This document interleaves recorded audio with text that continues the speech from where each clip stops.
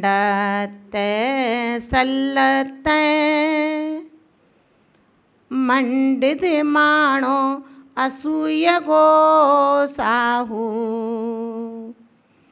भंडण जायण silo Hyundai सो दीह संसारे भंडण जायण silo Hyundai सो दीह संसारे। उन्होंने कहा, साहू, जो साधु, जो योगी, जो मुनि, जो आर्यका, दंडत्य, 3 दंड मन वचन काय को वश में नहीं करते। 3 दंड मन वचन काय को वश में नहीं करते।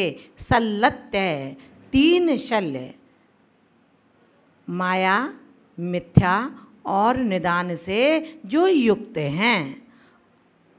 और मंडीय माणो, माणो माने मान, जो अभिमान से अभिमंडित हैं, अभिमान से युक्त हैं। असूयगो, ईर्षालु और भंडण जायण शीलो, भंड वचन बोल करके कलह करने वाले हैं।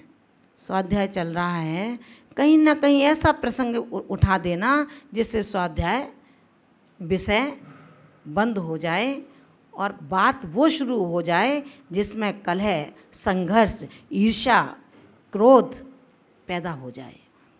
ऐसे कलह करने वाला और याचनशीलो, जो याचना करने वाला है, मांगने वाला है, हर चीज़ को जिसने अपनी याचक वृत्ति बना ली है, जो देखा सो मांगा, ऐसा वह दीर्घ संसारे, ऐसा वो दीर्घ संसारी होकर के हिंडई, भ्रमण करता है, झूलता है। किस में? झूले में। झूले में झूलना फिर भी बढ़िया है, लेकिन संसार पंच परावर्तन रूप संसार के झूले में जो हिंडई भ्रमण करता है, झूलता है, नाना योनियों के नाना दुखों को सहन करता हुआ अनंत परिणामों को अपने इतना पाप में बना लेता है कि उसका संसार उत्तीर्ण हो ही नहीं पाता। जो साधु, जो सम्यक दृष्टि श्रावक अथवा जो मिथ्या दृष्टि श्रावक मन वचन काय के दंडों को वश में नहीं करता। अब आप ये कह सकते हैं कि साधु भी वश में करेगा, श्रावक भी वश में करेगा, तो फिर अंतर क्या है? दोनों में अंतर है। श्रावक मन वचन काय का योगों को वचन वश में करेगा और साधु दंडों को वश में करेगा।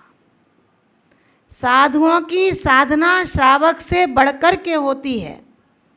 उनकी तपस्याएं, उनकी आराधनाएं, उनकी कसाई की निवृत्ति, अशुभ की निवृत्ति, शुभ की प्रवृत्ति संसार से बड़े आराम से उठा करके उसे सिद्धालय में विराजमान करती है।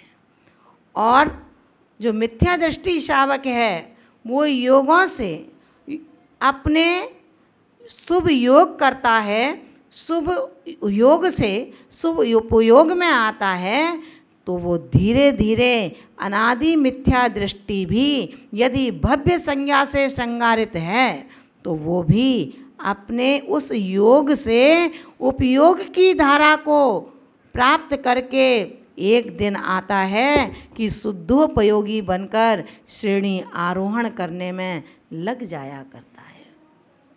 और यदि उपसम श्रेणी आरोहण करता है, अभी उसने इतनी सामर्थ्य पैदा की है कि उन 7 प्रकृतियों का अनंतानबंदी 4 और मिथ्यात की 3, मिथ्यात, सम्यक मिथ्यात और सम्यक प्रकृति मिथ्यात, इन 7 प्रकृतियों का जिसने परिणामों की विशुद्धि से अभी उपशम किया है, दबाया है, क्षय करने का तात्पर्य है जले हुए बीज की तरह, जली हुई रस्सी की तरह।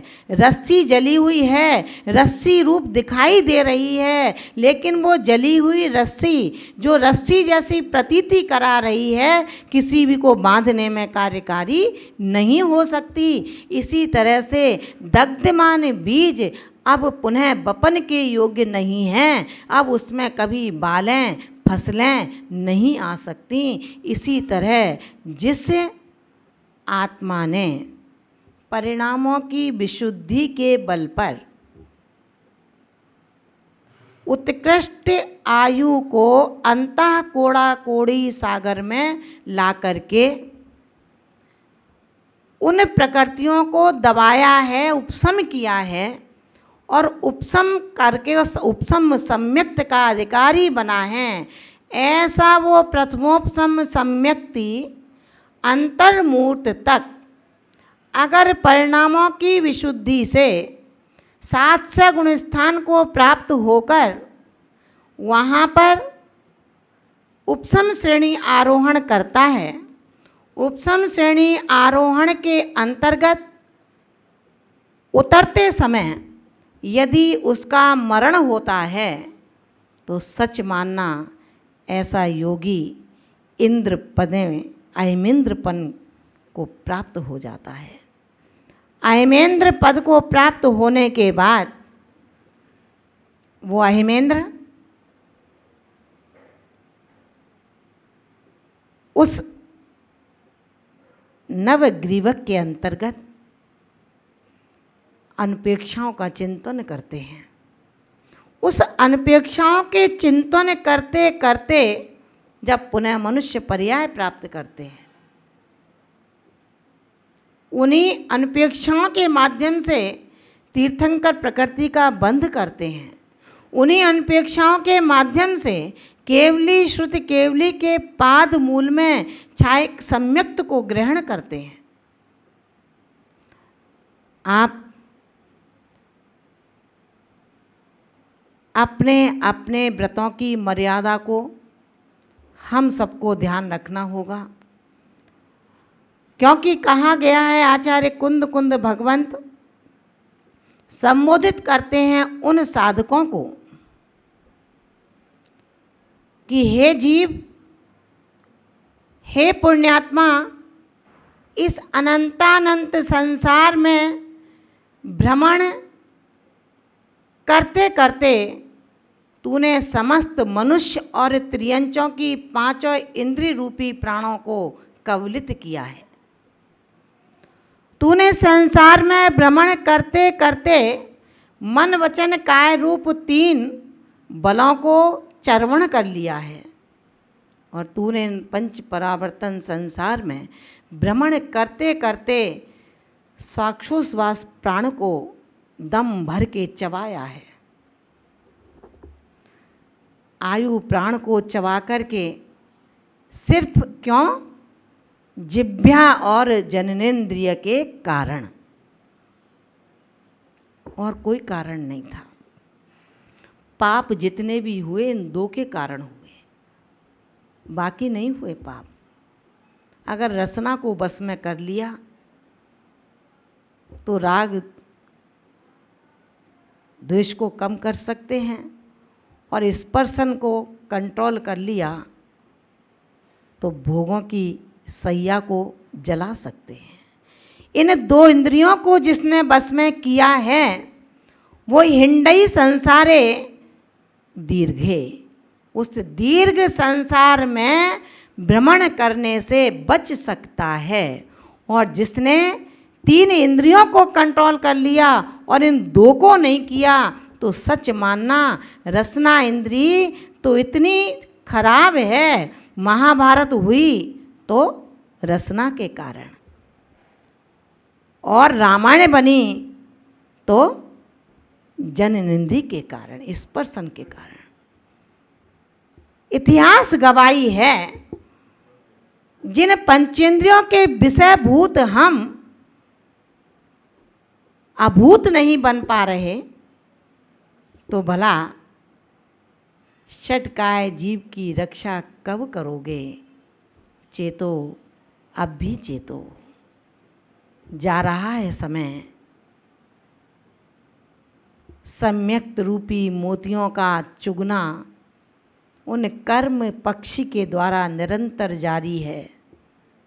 चेत जाओ हे चिंतन के धारक साधको, अब चेतना होगा।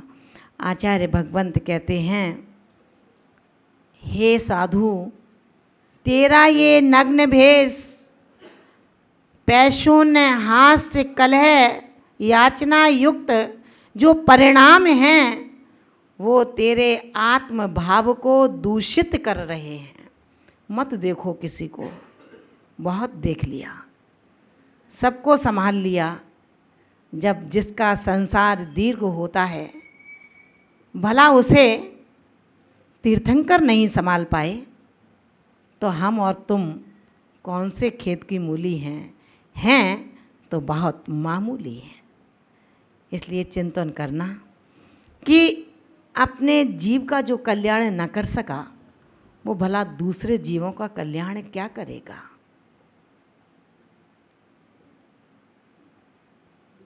सिर्फ अन्न का त्याग तेरे प्रासुक भावों को जन्म नहीं देगा। सिर्फ फलों का त्याग तेरे अनंत वीर्य को पैदा नहीं करेगा। अगर पैदा करेगा तो फल भी खाता रहे, अन्न भी खाता रहे और अपने आत्म गुरु की प्रेरणा को लेता रहे। अगर आत्म गुरु जागृत है, आत्म गुरु जागृत के लिए देह गुरु को मत छोड़ना। अभी आत्म गुरु तक ले जाने के लिए देह गुरु अवलंबन है। देव शास्त्र गुरु का अवलंबन आज इस पाप के काल में महत उपयोगी है। वो देह का गुरु तेरे आत्म गुरु से इसी ही पर्याय में परिचय करा देगा। कब? जब तू जगा होगा। सागा रो सल्लेसो, जो जागा रो सल्लेसो, जो जगा है और शुभ लेश्याओं से युक्त है। जागारो सल्लेसो, जो जगा है और शुभ लेश्याओं से युक्त है। अब कौन जगा है, कौन सोया है, इसका विचार करना, जागना आवश्यक है। सोते रहो, लेटे रहो, आँखों को बंद रखो, कहीं कहीं कोई बुराई नहीं है, कहीं कोई उत्कृष्ट बंद नहीं हो रहा, जंगन बंद नहीं हो रहा, पाप का बंद नहीं हो रहा। जो शरीर से लेटा है और मन से जगा हुआ है, ध्यान रखना साधको, वो सोया नहीं है। उसी तरह जैसे वर्षा योग में जीवों की अत्यंत उत्पत्ति होने के कारण जीवों की विराधना ना हो, इसलिए चलते फिरते वो चरण एक स्थान पर रुक जाते हैं, देह से रुकते हैं। ऐसा मत मानना कि छुट्टी चल रही है, नानी की कहानी यहाँ सुनाई जाएंगी।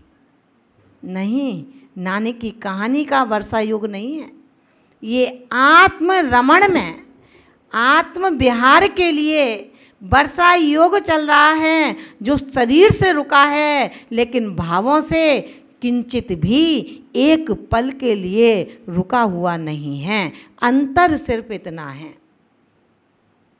जो द्रव्य से साधु बना है, जो द्रव्य से व्रती बना है, जो द्रव्य से सम्यक्त चरण को, संयमाचरण को आचरण कर रहा है, वो अशुभ विहारी होता है। और जो भावों से संयमाचरण को स्वीकार करता है, वो शुभोपयोग में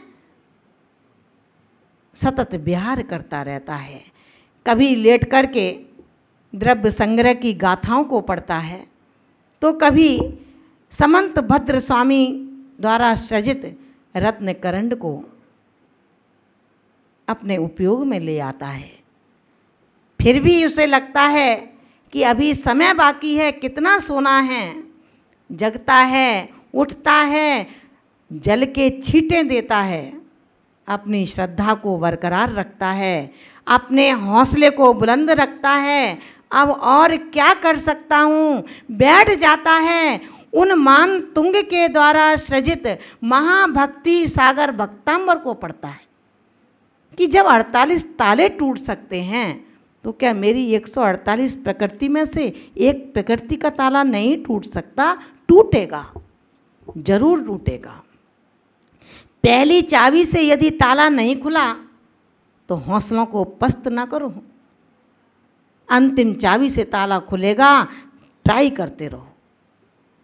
उद्यम करना, अगेन ट्राई, ये हमारा कर्तव्य है।